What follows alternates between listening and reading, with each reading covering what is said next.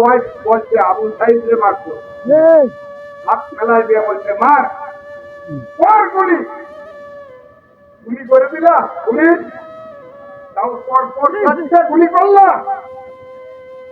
দুইটা পড়ে গেল দাঁড়িয়ে ফেললা।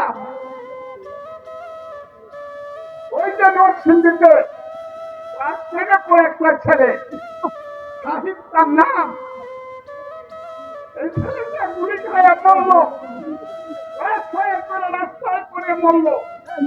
মা বাপের একমাত্র ছেলে, নরসিংদীর কথা আমি বলছি। খবরটা শুনে মা পয়সা ছেলেটা করে নিয়ে নিজে বলে গেল।